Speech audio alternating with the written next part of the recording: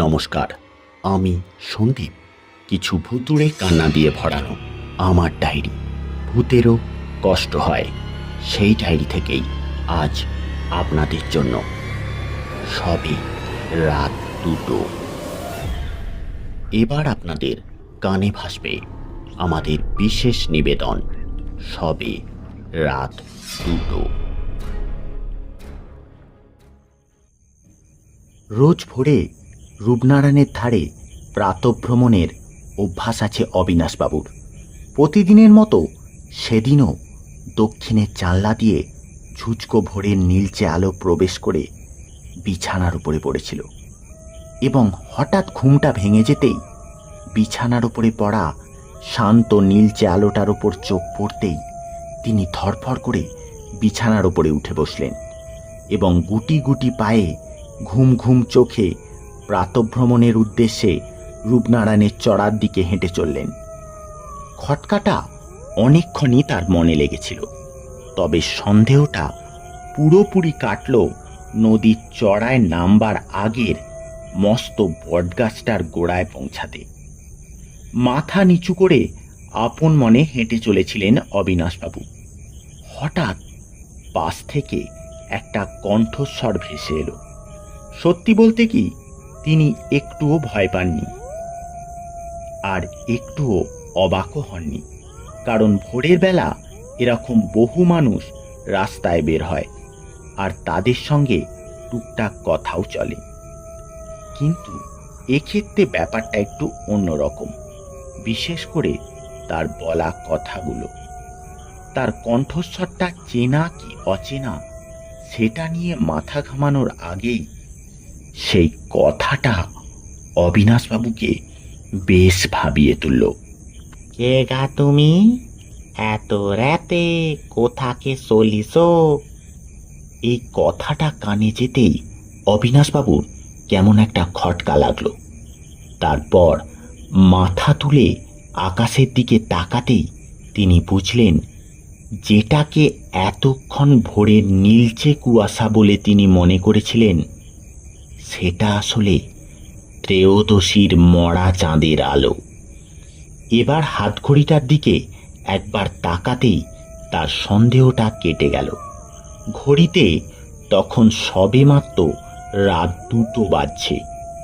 অবিনাশবাবু একটু হতাশ হয়ে লোকটার দিকে ঘুরে বললেন, আমি তো ভাবলাম ভোর হয়ে গেছে, কিন্তু এ তো দেখছি সবে 2টো বাজছে। খুব মুশকিল হলো তো, এখন যে কি করি? লোকটা একটু গম্ভীরভাবে বলল, যান, বাড়ি চলে যান। এত রাতের বেলা একা একা, এই সময়টাও আবার ঠিক ভালো নয় কি না? অবিনাশবাবুর একবার মনে হয়েছিল, যাই, বাড়ি ফিরে যাই। তারপর হঠাৎ কি হলো কে জানে, তিনি মনে মনে ভাবলেন, জীবনের এতগুলো রাত তো চোখ বুজেই কাটালাম, আজ যখন এত কাছ থেকে এই অচেনা জগতে প্রবেশ করার অধিকার পেয়েছি, তখন আর ঘুমিয়ে থাকা কেন? তবে তিনি আন্দাজি করতে পারেননি যে এই রাত তার জীবনের বাকি রাতের ঘুমগুলো কেড়ে নিতে চলেছে। রাতের সিদ্ধ আঁচলে ঢাকা একটা অতৃপ্ত জগৎ যে গা ঢাকা দিয়ে রয়েছে, তা অবিনাশবাবুর জানা ছিল না। তিনি একটু একটু করে নদীর বাঁধ থেকে নেমে নদীর পাড়ের দিকে এগিয়ে চললেন।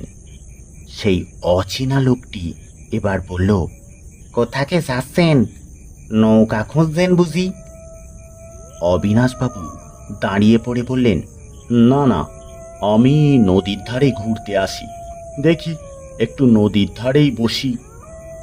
লোকটা গুটি গুটি পায়ে অবিনাশবাবুর সামনে এসে দাঁড়ালেন এবং ফিসফিস করে বললেন, কাকে খুঁজতেছেন আমায় বলতে পারেন? আমি ওই দলেরই লোক। অবিনাশবাবু বললেন, না না, কাউকে খুঁজছি না তো। লোকটা একটু ভুরু কুঁচকে অবাক হয়ে বলল, সত্যি? তবে এত রেতে এখানে কেন? অবিনাশবাবু কিছু একটা বলতে যাচ্ছিলেন, কিন্তু থেমে গিয়ে একটু গম্ভীর গলায় বললেন, তা মশাই, আপনি কাকে খুঁজছেন শুনি?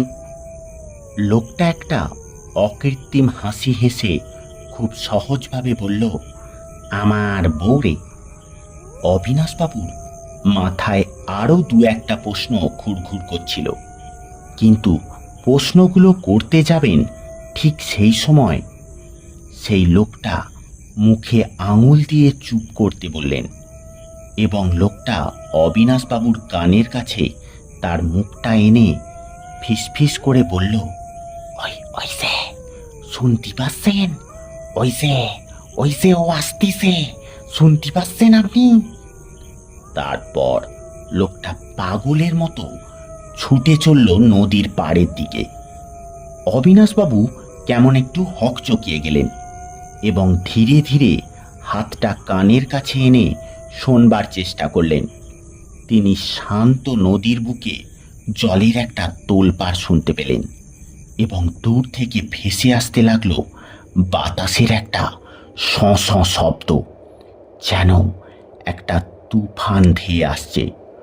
অবিনাশবাবু আকাশের দিকে মাথাটা তুললেন। কখন যে গোটা আকাশ কালো মেঘে ছেয়ে গেছে সেটা অবিনাশবাবু টেরও পেলেন না। তারপর শুরু হলো এক ভয়ঙ্কর প্রলয়। ঝড়ের দাপটে বড় বড় গাছের মাথাগুলো মাটিতে নুয়ে পড়তে লাগলো। তিনি দৌড়ে নদীর চর থেকে পালিয়ে যেতে গেলেন। হঠাৎ তার একটা কথা খেয়াল হলো। এত ঝড় বৃষ্টির মধ্যেও তার জামা কাপড় একটুও ভেজেনি, এক ফোঁটা জলও তার গায়ে পড়েনি। অত ঝড়েও তার গায়ে হাওয়ার একটাও ঝাপটা লাগেনি। তিনি কেমন হতভম্ব হয়ে গেলেন। তারপর ধীরে ধীরে ভয় ভয় চোখে নদীর দিকে তাকাতেই নদীর ওপর অবিনাশবাবুর চোখ দুটো কেমন আটকে গেল, এবং কেমন একটা মন্ত্র বলে বশীভূত হয়ে তিনি এক দৃষ্টে নদীর দিকে তাকিয়ে রইলেন। তার চোখের সামনে শান্ত নদীর জলে একটা বীভৎস তোলপাড় শুরু হলো, যেন জলের ভেতর আটকে থাকা কোনো দৈত্য ওপরে ওঠার জন্য তোলপাড় শুরু করেছে। অবিনাশবাবু একটা পাথরের মূর্তির মতো বিকৃতিহীন নিষ্পলক চোখে সেই দিকে তাকিয়ে রইলেন। তারপর ধীরে ধীরে জলের মধ্যে লুকিয়ে থাকা রহস্য একটু একটু করে অবিনাশবাবুর চোখের সামনে উন্মোচিত হতে লাগলো। তিনি খোলা চোখে অভিশপ্ত স্বপ্ন দেখার মতো দেখলেন জলের ভিতর থেকে একটা কাঠের তৈরি নৌকা ফুস করে ভেসে উঠল। এই পর্যন্ত মনকে পোষ মানিয়ে রাখা যেতে পারে, কিন্তু এরপর তিনি যা দেখলেন তাতে তার প্রতিটা লোমকূপ আর্তনাদ করে উঠল। তিনি দেখলেন নৌকার মধ্যে একটা বউ বসে আছে। কালচে নদীর মতো কালচে তার গায়ের রং, কপালে সূর্যের মতো এত বড় মস্ত একটা সিঁদুরের টিপ, চোখ দুটোর মধ্যে একটা নীলচে শান্ত দৃষ্টি। বউটা ধীরে ধীরে উঠে দাঁড়িয়ে নদীর পাড়ের দিকে হাত নেড়ে কাকে যেন একটা ডাকলো। তারপর সেই লোকটা হুড়মুড় করে সেই তুফানের মধ্যেই নদীর অশান্ত জলে নেমে পড়ল। লোকটা সাঁতরে নৌকায় উঠতে না উঠতেই নৌকাটা ঝড়ে টলমল করতে করতে ডুবে যেতে লাগলো। লোকটা বউটার হাতটা শক্ত করে চেপে ধরলেও বউটা পা পিছলে জলের মধ্যে পড়ে গেল। অবিনাশবাবুর চোখের সামনেই অত বড় নৌকাটা একটু একটু করে জলের মধ্যে তলিয়ে গেল মানুষ দুটোকে নিয়ে। তারপর চারিদিক আবার শান্ত হয়ে গেল, ঠিক আগের মতো। অবিনাশবাবুরও যেন চেতন ফিরল, যেন তিনি কোনো দুঃস্বপ্ন থেকে জেগে উঠেছেন। তারপর তিনি দেখলেন সেই লোকটা তেনার পাশেই বসে আছেন। তিনি প্রথমটা একটু চমকে গেলেন। সঙ্গে সঙ্গে সেই লোকটা বলে উঠল, কি হলো বাবু? অবিনাশবাবু নিজেকে সামলে নিয়ে বললেন, না না, কিছু নয়, এই একটু চোখটা লেগে গেছিল আর কি। লোকটা আবার ফিসফিস করে বললেন, ভয় নেই বাবু, ভয় নেই, যা দেখিছেন ভুলি যান, একেবারে ভুলি যান। অবিনাশবাবু ভয়ে অবাক হয়ে তার দিকে তাকালেন এবং লোকটি সাথে সাথে বলে উঠল, না না বাবু, না না, আমি আমি ভূত নয়, আমি ভূত নয়, সেই সেই ঝড়ের রেতে আমি মরিনি, আমার একমাত্র বউটা মরল, বড় ভালোবাসতো কিনা, তাই তাই প্রত্যেক পূর্ণিমার রেতে আমার আমার সাথে দেখা করতে আসে। এই এই পূর্ণিমার রেতেই ডুবে ডুবে মরেছিল কিনা। অবিনাশবাবু আবার সেই মন্ত্রমুগ্ধের মতো বশীভূত হয়ে সবকিছু শুনে চলল। একটা কথাও তিনি বলতে পারলেন না। ও ও আবার আসবে, এবারে এবারে আপনি চোখখান বন্ধ করে নেন। এ দৃশ্য আপনি সহ্য করতে পারবেন না। ও ও এক্ষুনি আসবে। সেই সেই ঝড়ের রেতে একখান জিনিস ওর আমার কাছে রয়ে গেছে, সেটি সেটি নিতে আসবে। বলতে বলতেই পূর্ণিমার নীলচে আলোয় সেই অভিশপ্ত দৃশ্য দেখা গেল। নদীর জল থেকে উঠে আসছে একটা একটা কাপড় পরা বউ, কিন্তু কাছে আসতেই বোঝা গেল সে কোনো সাধারণ বউ নয়।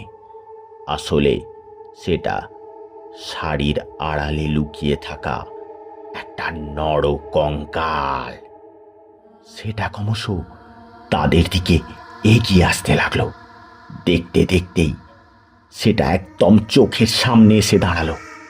তারপর সেই লোকটার দিকে তার সরু লিকলিকে হাড়ের হাত দুটো এগিয়ে দিল। লোকটাও তার জামার পকেট থেকে একটা সাদা শাঁখা বার করে তার লিকলিকে সরু হাতটায় পরিয়ে দিল।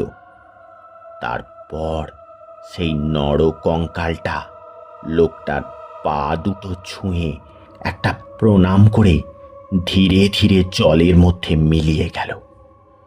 তারপর আর অবিনাশবাবুর কিচ্ছুই মনে নেই। সকালে যখন তার ঘুম ভাঙল, তখন তিনি নদীর চড়ায়। সবে পূর্ব দিক লাল হয়ে দিনের প্রথম সূর্য উঁকি দিচ্ছে মাত্র। তিনি এই ব্যাপারটা কাউকে বলেননি। একটা দুঃস্বপ্ন মনে করে ভুলে যাওয়ার চেষ্টা করেছেন। তবে ঘটনাটা স্বপ্ন নাকি সত্যি তা তিনি ঠিক বলতে পারবেন না। কিন্তু সেই রাতের পর থেকে পূর্ণিমার রাত এলেই অবিনাশবাবু কেমন একটা টান অনুভব করেন। নদীর পাড়ের দিকে কেউ যেন তাকে দুহাত বাড়িয়ে ডাকে, আর সেই ডাক অস্বীকার করার মতো বুকের পাটা অবিনাশবাবুর ছিল না। এতক্ষণ আপনারা শুনছিলেন সবে রাত 2টো।